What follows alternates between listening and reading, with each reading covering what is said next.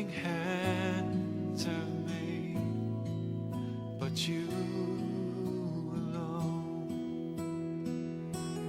I will lay down my idols, thrones I have made, all that has taken my heart.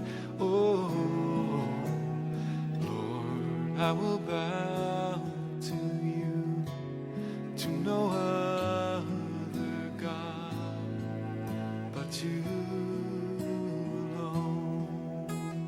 Let's pray this together. Lord, I will bow to you, to no other God but you alone. Lord, I will worship you, nothing hands have made but you alone. I will lay down my idols, thrones I have made, all that has taken my heart. Oh Lord, I will bow to you, to no other God but you alone. No other God.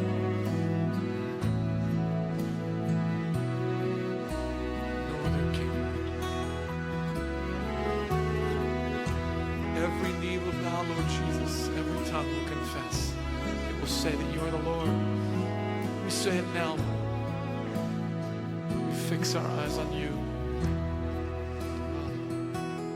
I will lay down my idols, thrones I have made, all that has taken my heart. Oh Lord, I will bow to you, to no other God but you alone. I will lay down my idols, thrones I have made, all that has taken my heart. Oh Lord, I will bow to you, to no other God but you alone. I will, Lord, I will bow to you, to no other God but you alone.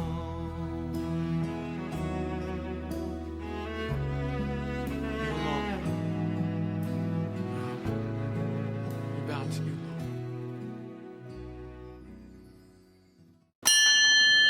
할렐루야. 8월 넷째 주 거룩한 주일 예배를 성부와 성자와 성령의 이름으로 시작하도록 하겠습니다. 다 같이 하나님 앞에 머리 숙여 기원합니다. 내가 여호와를 항상 송축하며 내 입술로 항상 주를 찬양하리이다. 너희는 여호와의 선하심을 맛보아할지어다. 그에게 피하는 자는 복이 있도다. 너희 성도들아 여호와를 경외하라. 그를 경외하는 자에게는 부족함이 없도다. 사랑이 많으신 아버지 하나님 감사합니다. 거룩한 주일 주의 백성들이 하나님 앞에 영광 돌리며 예배합니다. 이 시간 이곳에 임하여 주시옵소서. 거룩한 성전에 또한 예배하는 그곳에 주님이여 임재하여 주시옵소서. 주님의 선하심을 맛보아하는 복된 시간 되게 하시며 하나님이 기뻐 받으시는 귀하고 복된 예배만 되게 하여 주시옵소서. 예수님의 이름으로 기원하옵나이다. 아멘. 우리 찬송가 3장 다 같이 부르시도록 하겠습니다.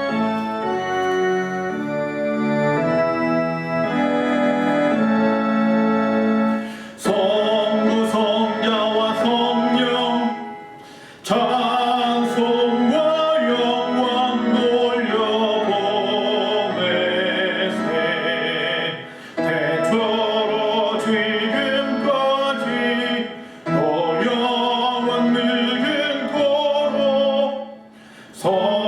성삼위께 영광 영광 아멘. 이 시간 다 같이 하나님 앞에 지난 한 주간의 우리의 삶을 돌아보며 참회 기도를 올리도록 하겠습니다. 다 같이 하나님 앞에 기도합니다. 사랑이 많으신 아버지 하나님 여호와여, 오늘 거룩한 주일 아버지 앞에 영광 돌리며 예배하기 원합니다. 먼저는 하나님 앞에 거룩하지 못한 우리 인생들 사죄하는 주님 앞에 나와 은혜를 구합니다. 우리의 손과 발, 우리의 모습에 새겨진 뜨거운 지난 날들 이 시간 고백하오니 저희들 불쌍히 여겨 주시옵소서. 긍휼히 여겨 주시옵소서. 나의 입술 생각 나의 모든 행동들을 용서하여 주시옵소서. 그리고 이제 다시금 용기를 내어서 우리의 죄를 자백할 때에 예수의 보혈의 피로 우리의 죄를 덮으시고 사하시며 성령께서 새롭게 하사 깨끗하게 변화시켜 주시옵소서. 너희는 유혹의 욕심을 따라 썩어져가는 구습을 따르는 옛사람을 벗어버리고 오직 너희의 심령이 새롭게 되어 하나님을 따라 의와 진리의 거룩함으로 지으심을 받은 새 사람을 입으라. 예수님의 이름으로 참여하며 기도하옵나이다. 아멘. 이 시간 사도신경으로 우리의 신앙을 고백합니다. 전능하사 천지를 만드신 하나님 아버지를 내가 믿사오며 그 외아들 우리 주 예수 그리스도를 믿사오니 이는 성령으로 잉태하사 공정녀 마리아에게 낳으시고 본디오 빌라도에게 고난을 받으사 십자가에 못 박혀 죽으시고 장사한 지 사흘 만에 죽은 자 가운데에서 다시 살아나시며 하늘에 오르사 전등하신 하나님 우편에 앉아 계시다가 저희로서 산 자와 죽은 자를 심판하러 오시리라. 성령을 믿사오며 거룩한 공예와 성도와 서로 교통하는 것과 죄를 사하여 주시는 것과 몸이 다시 사는 것과 영원히 사는 것을 믿사옵나이다. 아멘. 찬송가 302장입니다. 302장 찬양하도록 하겠습니다. 1절과 4절입니다.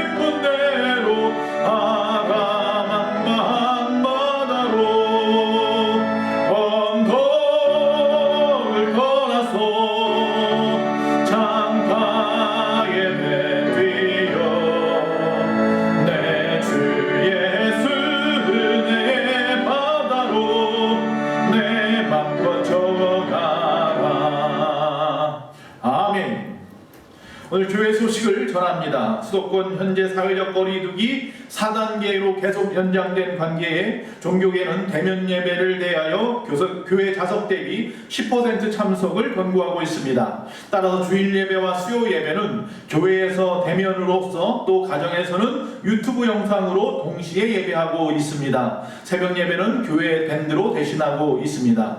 비대면 영상은 항상 예배 전에 문자로 보내드리고 있습니다. 소모임과 애찬 저녁 성경 통독 기도회는 아직 모이지 못하고 있습니다. 주님의 몸된 교회와 주님의 나라를 위하여 여러분이 아름답게 드리는 귀한 예물은 예배 나오지 못하시는 분들은 11조와 헌금봉헌을 위해서 교회 재정 계좌번호를 열어놓았으니 여러분이 꼭 기억하시고 하나님 앞에 귀한 예물을 올려드리면 되겠습니다. 개인 방역에 유의하시고 건강하고 슬기로운 신앙생활 다 하시고요. 다 같이 모여 예배할 수 있는 날이 하루속히 우리에게 허락되기를 위해서 하나님 앞에 끊임없이 기도하는 저와 여러분 되시기를 간절히 바라겠습니다. 오늘 하나님의 말씀을 보겠습니다. 스바냐서 1장 12절 말씀입니다. 스바냐 1장 12절입니다. 구약의 1305페이지쯤에 있습니다. 스바냐서 1장 12절 말씀 한 절만 다 같이 읽도록 하겠습니다. 그때에 내가 예루살렘에서 찌꺼기같이 가라앉아서 마음속에 스스로 이르기를 여호와께서는 복도 내리지 아니하시며 화도 내리지 아니하시니라 하는 자를 등불로 두루 찾아 벌하리니. 아멘. 오늘 하나님의 말씀의 제목은 찌꺼기같이 가라앉은 자, 오늘 본문에 나와 있는 그 말씀 그대로입니다. 찌꺼기같이 가라앉은 자입니다. 자, 우리가 오늘 오랜만에 스바냐서를 봤습니다. 이 스바냐서는 남쪽에 북쪽과 남쪽으로 나누어져 있는 이스라엘의 남유다의 제16대 왕인 요시야 왕이 종교개혁을 할 때에 주님께서 주신 말씀입니다. 이미 BC 722년에 북이스라엘은 아수르라고 하는 나라에 의해서 멸망당했습니다. 자, 그러는 동안에 남유다는 선왕이었던 히스기야 이후에 그의 아들인 므낫세가 55년간 통치를 했는데 그는 아수르의 이 종복으로서 지내면서 각종 우상 숭배를 했습니다. 그 후에 아수르에 잡혀갔다가 그가 돌아서서 다시 말하면 기도하고 돌이켜서 돌아왔지만 그러나 그의 아들 아몬은 22세의 왕이 되어서 신바벨론 정책을 행하다가 아수르를 따르던 신하들에 의해서 2년 만에 암살을 당합니다. 그런 어려운 가운데 이 민족은 끊임없이 그런데 우상 숭배의 나라를 보냈다는 것입니다. 그 후에 요시야가 왕이 되었습니다. 8살의 왕이 되었던 당시는 이 아수르하고 갑자기 신흥 강국인 바벨론이 커져서 대립하던 시기였습니다. 그런 혼란한 상황 속에서 이 요시야는 20세에 종교개혁을 시작하여서 26살 되었을 때에 하나님의 성전을 보수하다가 그곳에 제사장했던 힐기야가 율법책, 우리가 보통 신명기라고 생각하는 율법책을 찾아냅니다. 그 후에 예루살렘 제2구역이라고 하는 곳, 예루살렘의 북서쪽에 보면요, 그 성벽 있는 쪽으로 이 북이스라엘이 패하면서 떠났던 많은 피난민들이 와서 정착했던 정착촌이 있었어요. 그곳에 선지자가 한 명 있었는데 여자 선지자, 즉 여기 말하는 훌다라고 하는 선지자입니다.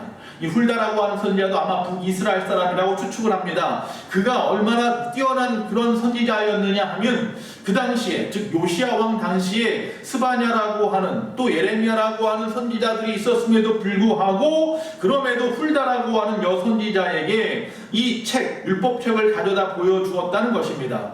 예언자적인 계보와 학문적인 권위가 있었던 이 여선지자는 그리고 하나님 앞에 기도한 후에 말합니다. 하나님을 찾으면 축복이요 아니면 저주인데 지금은 왕이 있어 저주를 피하지만 결국은 망할 것이라는 예언을 합니다. 그런 상황 속에서 이 스바냐 선지자는 스바냐서를 통하여 하나님의 말씀을 선포합니다. 자, 스바냐라는 말의 이름은요, 하나님께서 보호하시는 자라는 뜻입니다. 자, 1절에 보면요, 히스기야 왕의 현손으로 나옵니다. 손주쯤 내는 거죠. 서열은 낮습니다. 먼 왕족일 수 있습니다. 그런데 그가 뭐다? 선지자입니다. 왕족 선지자였던 거죠. 그런 선지자가 예루살렘과 이방의 심판에 대한 얘기와 함께 여호와의 날을 선포하고 있는 것입니다. 그러니 이스라엘 백성들에게는 큰 충격이 아닐 수 없었습니다. 2절에서 6절에서는요, 온 인류에 보편적으로 임할 심판, 홍수 때보다 더 큰 심판이 임할 것에 대해서 선포합니다. 그리고 오늘 본문에 와서는 이스라엘의 심판을 선포하는 내용 가운데에 있는 것입니다. 7절에 보니까 여호와의 날이 가까웠다라고 스바냐가 선포합니다. 여호와의 날이 무슨 날입니까? 하나님께서 행하시는 날입니다. 하나님께서 무엇인가 행하는 날이 가까웠다는 것입니다. 이사야서에서는 이 여호와의 날이라고 하는 것은 바벨론의 멸망을 의미하고요. 예레미야서에서 이 여호와의 날이라고 하는 것은 바벨론의 이 느부갓네살 왕이 이 애굽을 치는 때를 말합니다. 그런데 이 에스겔서나 스바냐서는 이스라엘의 멸망과 예루살렘의 함락의 때를 여호와의 날이라고 합니다. 어쨌든 바벨론이든 애굽이든 이스라엘이든 즉 여호와의 날은 결국 심판의 날을 말하고 있는 것입니다. 즉 심판의 날이 임한 것인데 이스라엘의 심판에 대한 이야기라는 것이죠.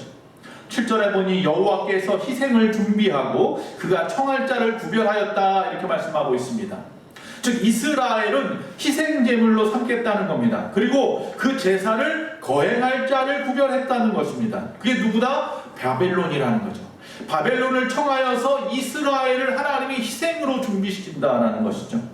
사무엘하 7장 14절에 보면 이처럼 하나님 앞에 범죄하는 자들은 사람의 매와 인생의 채찍으로 징계하신다고 했습니다. 이스라엘이 범죄하니 하나님께서 이 세상의 사람들의 매와 또 인생의 채찍으로 징계하시는데 그게 바로 바벨론이라는 거예요. 그런데 오늘 12절에 보니까요, 그 이스라엘을 심판하실 때 거기에 유독 누구를 이야기하고 있느냐 하면 찌꺼기같이 가라앉은 자들이라고 말하고 있습니다.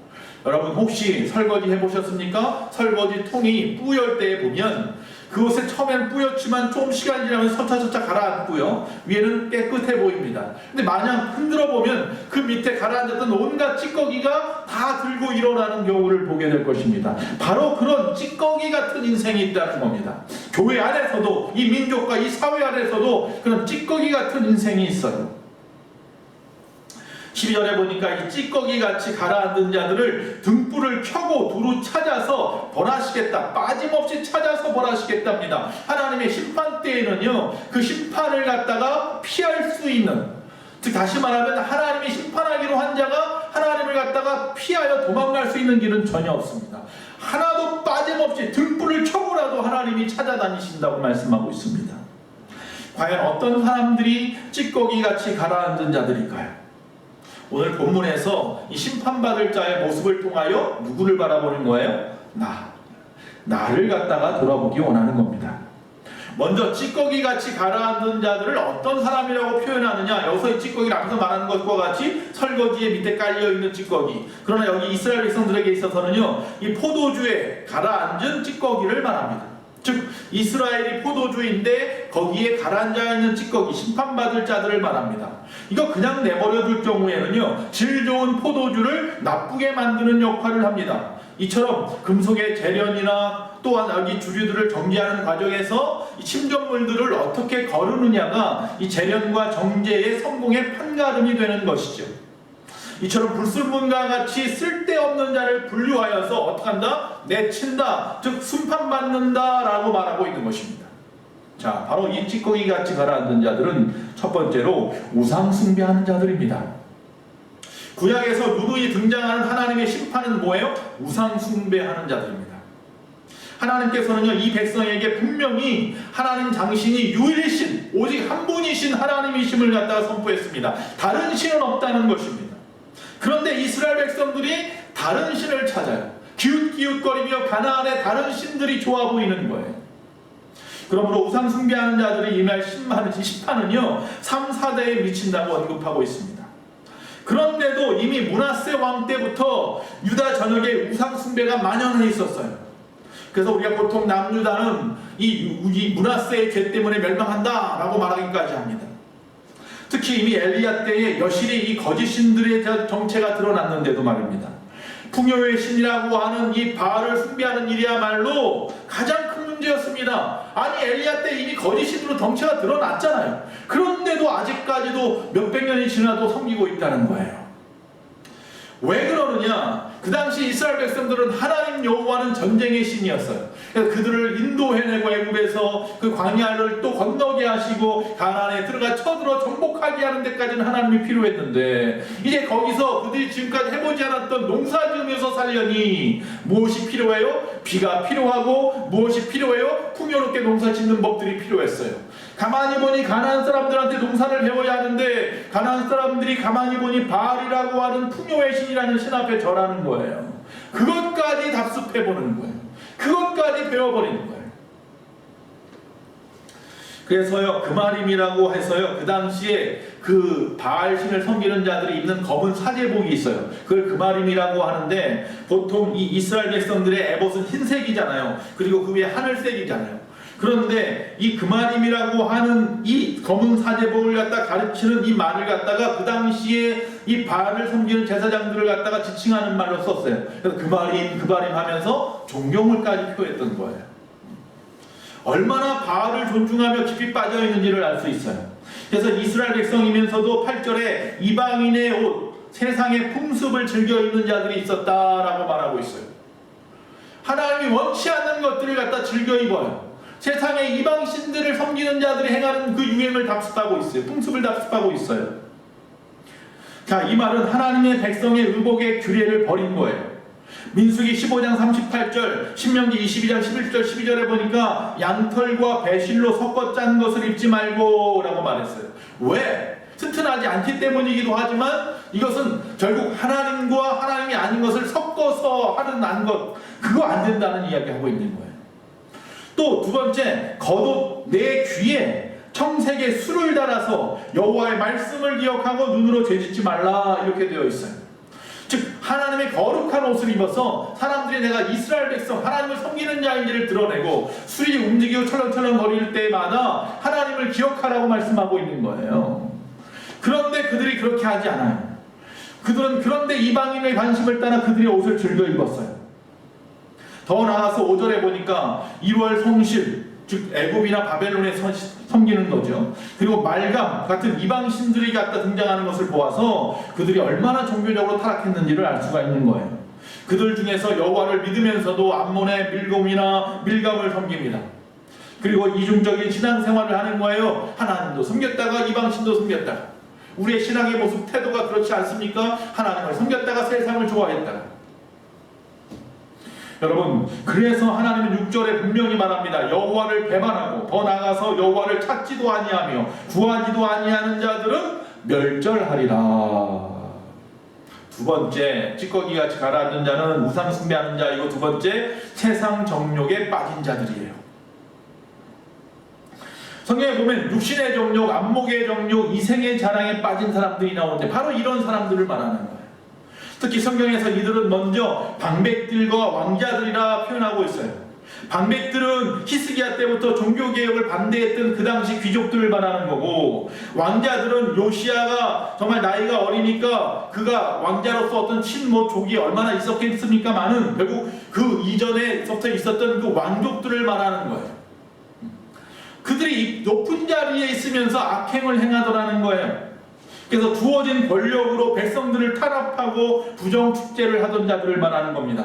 요새 아프가니스탄이 탈레반에게 넘어가면서 그것이 왜 이렇게 탈레반한테 급격하게 멸망할 수밖에 없는, 망할 수밖에 없는가 생각해보니 수많은 부정축제와 부정부패가 있었잖아요. 정치에 있는 사람들이 다 썩어 있었잖아요. 대통령을 비롯해서. 여러분, 정말로 육신의 정욕, 안목의 정욕, 이생의 자랑에 빠지는 것만큼 무서운 것이 없습니다. 주어진 권력으로 백성을 탄압하지 마십시오. 부정축제하지 마십시오. 모든 권력은 하나님께로부터 나오는 것입니다. 그 주어진 권력을 남용하지 마십시오. 내가 가진 거 내 거 아닙니다. 하나님이 나에게 맡기신 겁니다. 이거 가지고 어떻게 하는지가 중요한 거예요. 주의 영광을 위해서 하나님의 성전과 복음 사역을 위하여 사용하시는 저와 여러분 되시기 바랍니다. 자, 바로 지금 말씀드린 이들이 앞서서 말한 이방인의 옷을 즐겨 입는 자들이기도 합니다. 9절에 보니까 또 문턱을 뛰어넘어서 포악과 거짓을 자기 주인의 집에 채운 자들이라 이렇게 말합니다. 문턱을 뛰어넘었답니다. 그래서 포악한 것과 거짓을 자기 주인의 집에서 채워온 자를 말합니다. 이들이 바로 세상 정욕에 빠진 자들이에요. 자, 문턱을 뛰어넘다라는 말은요, 사사시대로 넘어가면 이 사사시대 때 마지막 제사장이었던 엘리 제사장이 블레셋한테 패합니다. 그 아들들이 전쟁에 나갔다가. 그리고 하나님의 법궤를 빼앗깁니다. 그런데 이 하나님의 법궤가 그 당시 블레셋의 우상신이었던 다곤 신상 앞에 있었는데 거기에 세워져 있던 신상이, 즉 마치 물고기같이, 얼굴은 사람이지만 꼬리가 있는 물고기같은 비늘을 내는 인어 같은 그 다곤 신상이 넘어집니다. 그리고 목이 부러져 버리는 것을 보게 됩니다. 신상이 법궤 앞에 쓰러져서 이 문턱에서 목이 부러지자 그때부터 신전 문턱을 밟지 않고 뛰어넘었다는 데서 유래된 말이기도 합니다.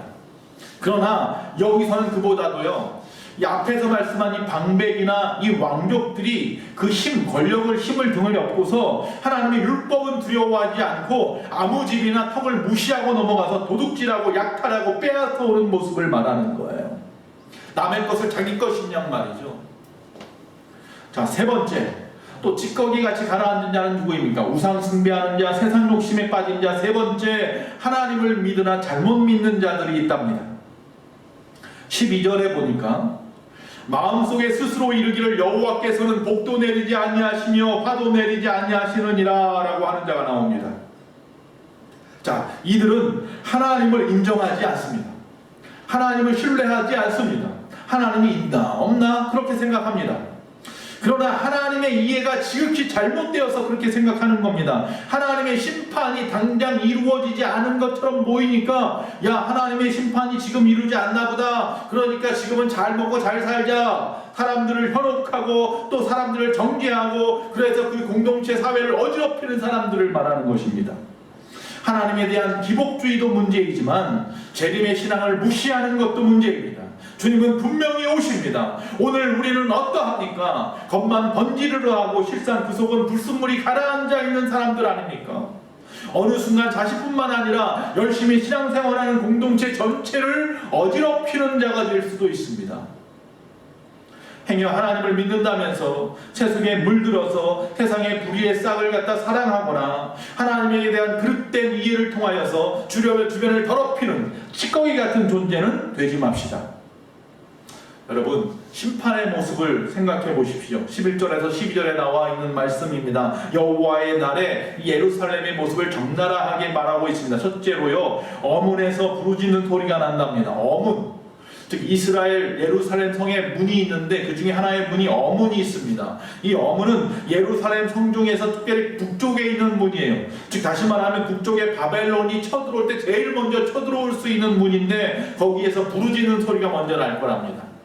두 번째는요, 제2구역에서 울음소리가 난답니다. 자, 앞에서 말했습니다. 여선이자 훌다가 있었던 곳, 즉 북쪽에서 내려온 피난민들이 멈추었던 북서쪽에 있는 곳. 자, 이곳에서 울부짖는 소리가 난다는 것은, 자, 북이스라엘이 아수르한테 멸망해서 피난 온 정착민들이 있었는데 또다시 짐을 싸서 또다시 도망가야 되는 상황이 벌어질 것에 대한 이야기입니다. 또 세 번째로요, 작은 산들에서는 무너지는 소리가 난다 그랬습니다. 예루살렘은 언덕 위에 있어요. 200m 정도 높은 언덕 위에 있는데 이 예루살렘 성의 언덕들이 무너질 것을 이야기합니다. 네 번째는요, 막데스 주민들도 슬피 울리라 이렇게 되어 있어요. 막데스는 남쪽에 예루살렘의 이 남쪽 저지대에 있는 사람들이에요. 이들은 그곳을 통하여서 상업을 하는 일을 많이 했어요. 즉 무역하는 사람들이 모여 사는 곳이에요. 그래서 그들도 안심할 수 없다는 겁니다. 이 가나안인이라는 말이 무슨 말이냐 하면, 이 무역하는 상거래하는 사람들을 이 가나안인이라고 하는데, 즉 다시 말하면 이 사람들이 모든 거래가 끊어지고 그들의 임금도 아무 도움이 되지 못하는 날이 올 것이다 라는 거예요. 그날에는 견고한 성읍도 높은 망대도 다 필요 없고, 지금까지의 경고의 메시지와 표지판 앞에 영적인 맹인이었던 예루살렘을 결국 멸망의 낭떠러지로 치닫게 될 날이 올 것임을 갖다가 경고하는 거예요. 17세기 영국의 명설교가였던 토마스 브룩스라고 하는 목사님이 있습니다. 그분은 이렇게 말씀했습니다. 하나님의 진노는 인간에게 너무 무거워 보이지만요, 그의 죄에 비하면 아주 가벼운 것이다. 여러분, 그러면 이제 마지막으로 피할 길은 없나요? 성경은 분명히 멸망의 날에 숨기게 될 수 있다고 말하고 있습니다. 2장 1절에 보니까 수치를 모르는 백성들아 모일지어다 모일지어다 그럽니다. 찌꺼기같이 가라앉은 것이 수치스러운 일인데 그것도 모르는 자들이 있어요. 그들을 향해 외치는 거예요. 기회가 있어, 모여라 모여라. 마지막일수록 모이기에 힘써야 합니다. 그러나 우리의 교회들은 텅텅 비어가고 있습니다. 도무지 자기 일에 바빠서 나오지 않습니다. 히브리서 10장 25절, 모이기를 피하는 어떤 사람들의 습관과 같이 하지 말고 오직 원하여 그날이 가까움을 볼수록 더욱 그리하자. 에스라서 10장 7절 유다와 예루살렘에 사로잡혔던 자들의 자손들에게 공포하기를 너희는 예루살렘으로 모이라. 예레미야서 4장 5절 너희는 유다에 선포하며 예루살렘에 공포하여 이르기를 이 땅에서 나팔을 불라 하며 또 크게 외쳐 이르기를 너희는 모이라 우리가 견고한 성으로 들어가자 하고. 이사야서 56장 7절 내가 곧 그들을 나의 성산으로 인도하여 기도하는 내 집에서 그들을 기쁘게 할 것이며 그들의 번제와 희생을 나의 제단에서 기꺼이 받게 되리니 이는 내 집은 만민이 기도하는 집이라 일컬음이 될 것임이라. 아직 기회 있을 때 모이십시오. 아직 기회 있을 때 모이기를 피하는 어떤 자들의 습관을 따르지 말고 만민의 기도하는 집으로 나와야 합니다. 가끔 가다가 비 온 뒤에 오산천을 갈 일이 있습니다. 여러분 비 온 뒤에 오산천에 가보신 분 계십니까? 오산천에 가서 자전거 도로나 이 도보로 걷다 보면 이 지렁이들이 나와서 말라 죽는 것을 많이 보게 됩니다. 왜 지렁이들이 그것에 기어 나와서 굳이 말라 죽었을까요? 왜 나와서 죽을까요? 지렁이는요 이 피부 감각에 따라서 움직이고 피부로 숨을 쉰다고 합니다. 그런데 비가 오면 그들이 살던 그 흙 속에 물이 가득 차서 숨을 쉬는데 힘이 들어요. 그래서 나오는 겁니다. 자, 흙 밖에 나오면 살 수 있을 것 같지만 결국에는요 비참한 결말을 맞죠. 여러분 어떤 이유에서든지 힘들다고 교회를 떠나면 안 됩니다. 세상으로 잠시 나갔다가 다시 또 돌아올 게 안 됩니다. 더 어려운 비참한 결말을 세상에서 만날 수밖에 없습니다. 성전으로 돌아오십시오. 하나님께 돌아와야 회복됩니다. 이곳에 머물러 있어야 하는 것입니다. 예레미야는 나중에요 성전에 머물겠다고 하는 이스라엘 백성을 향하여 야 안돼 이제 더 이상 안돼 바벨론에게 잡혀가야 돼 바벨론에게서 멸망당할 거야 예루살렘에 들어갈 필요도 없어 라고 말을 하죠. 그건 정말 심판이 닥쳤을 때 이야기입니다. 아직 그렇지 않다면 지금은 모여야 합니다. 그리고 나와서 뭐합니까? 성전에 나와서 덜덜덜 떨면서 하나님 앞에 가만히 숨어 있으면 됩니까? 나왔으면 주님 앞에 무릎 꿇고 기도해야죠. 코로나가 이렇게 터져서 어려운데 왜 기도하지 않습니까? 교회가 기도를 쉬는 죄를 범해서야 되겠습니까? 우리 예수마음교회도 마찬가지인 것 같아서 제가 하나님 앞에 회개합니다. 앞으로 예배 때만큼이라도 하나님 앞에 철저하게 기도하는 시간이 있기를 원합니다. 두 번째, 바로 회개해야 합니다. 나와서 기도하라는 얘기는 결국 뭐하라는 이야기입니까? 회개하라는 이야기입니다. 회개의 단계는 먼저 자기의 부끄러움, 자기의 수치를 아는 겁니다. 수치를 모르는 자들아 모일지어다. 모였으니까 이게 뭐하는 거예요? 나의 수치를 보아라. 내가 어떤 모습인지 찌꺼기였음을 깨달아라. 2장 1절에 수치를 모르는 백성아 모일지어다 모일지어다. 그리고 두 번째 하나님께서 그들을 찾습니다. 그와 마찬가지로 너희도 하나님을 찾으라는 것입니다. 3절에 여호와의 규례를 지키는 세상의 모든 겸손한 자들아 너희는 여호와를 찾으며 공의와 겸손을 구하라. 너희가 혹시 여호와의 분노의 날에 숨김을 얻으리라. 우리는 전적으로 타락한 자들입니다. 종교개혁 이전에 가톨릭 때에 보면 내 힘으로 자력갱생할 수 있을 줄 알았습니다. 그런데 그럴 수 없는 존재입니다. 무익한 존재입니다. 마지막으로 우리가 회개의 단계 하나님의 규례, 하나님의 법도를 수행하는 데까지 나아가야 한다는 것입니다. 다시 3절을 읽으면 여호와의 규례를 지키는 세상의 모든 겸손한 자들이 여호와를 찾고 공의와 겸손을 구하고 그러면 너희가 혹시 여호와의 분노의 날에 승김을 얻을 수 있을 것이다 라고 말하고 있습니다. 말씀을 마칩니다. 주일날 몸이 건조한 모습으로 교회에 나오고 하나님의 임재를 구함도 없이 예배하고 남들이 기독교인이라고 하니까 나는 심판때에 안전할 것이라고 생각하는 분 계십니까? 우리는 분명 주님 오실 날이 멀지 않은 마지막 시간에 속한 사람들입니다. 하나님이 베푸시는 그 은혜를 망각하지 마십시오. 막연하게 그저 잘 될 것이라고 바라는 그런 악함으로부터 빨리 벗어나야 합니다. 자, 1장 6절 말씀만 읽고 마칩니다. 하나님을 따르지 않고 찾지도 구하지도 않는 자는 멸절하리라. 여호와의 경고의 말씀에 우리는 절대로 자유로울 수 없습니다. 하나님을 찾고 구하는 자가 되어야겠습니다. 기도하겠습니다. 사랑이 많으신 아버지 하나님, 이 마지막 시간을 살아가는 우리의 소망 공동체 모든 심령들, 아버지 찌꺼기같이 가라앉은 자들이 되어서 아버지 여호와의 날에 심판받는 자 되지 아니하도록 아버지 우리를 굽어 살펴 주시옵소서. 주 예수 그리스도의 보혈의 피로 우리가 속죄함을 얻게 하시고 주의 그 놀라우신 구원의 은총을 우리에게 베푸셨음을 잊지 않게 하시고 다시 한번 회개함으로 하나님 앞에 나의 부끄러운 모습들을 드러내고 하나님을 찾으며 하나님의 말씀을 준행하며 가까이 나아가는 우리 예수만 공동체 모든 심령들이 다 되어지게 하여 주시옵소서. 아버지 하나님과 세상을 겸하여 섬길 수 없습니다. 세상의 정욕에 물들어서는 안 됩니다. 하나님을 잘못 이해하는 어리석은 자들 되지 않게 하시고 하나님을 아버지라고 기쁜 마음으로 부를 수 있는 하나님을 만나는 자들 되게 하시옵소서. 주님을 찾아 나와 주님 앞에 예배함으로 주님을 만나고 주님이 주신 참된 안식과 그 행복과 그 주님이 주신 그 소망과 생명과 기쁨으로 살아가는 우리 예수 소망 공동체 모든 심령들이 다 될 수 있도록 주여 도와 주시옵소서. 예수님의 이름으로 기도하옵나이다. 찬송가 438장 1절과 3절 찬양하도록 하겠습니다.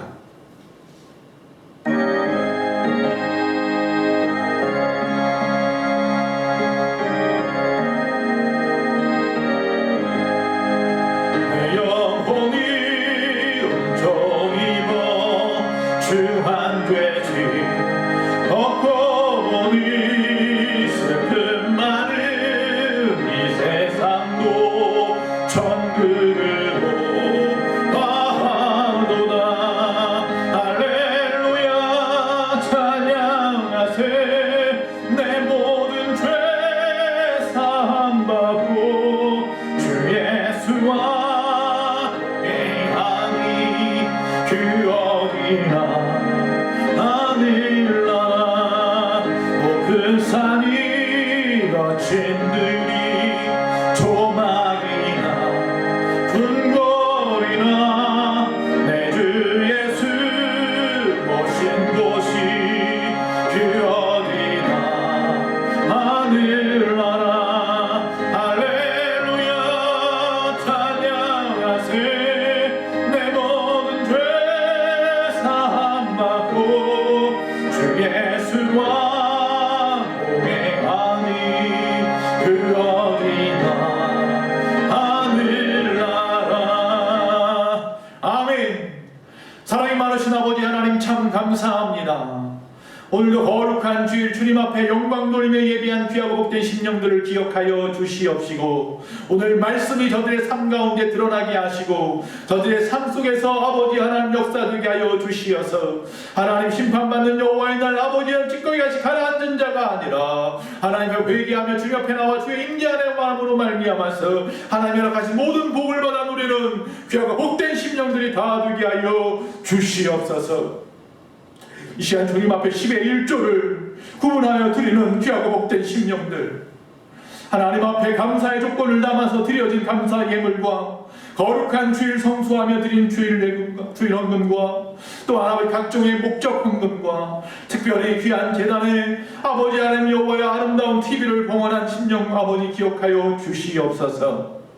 아버지 하나님 이 모든 일들을 통하여 하나님의 나라와 그의 의가 아름답게 세워지게 하시고 이 예수만 공동체 이 교회가 아름다워지게 하시고 건강해질 수 있도록 도와주시며 바친 손길마다 하나님이 기억하시사 천만배로 갚아 주시옵소서. 이 어려운 시대를 이겨나가는 모든 심령들 그 가정의 형편과 사정을 아시는 아버지 하나님 도와주시옵소서. 끝까지 예방하게 하시고 끝까지 안전하게 또한 붙잡아 주시고 우리의 자녀들 믿음 안에 흔들림 없이 공부하게 하여 주시옵시고 그들의 앞날을 열어 주시옵소서. 믿음 없는 우리 가족들을 불쌍히 여기시고 온전히 주님께서 인도하여 주시옵소서.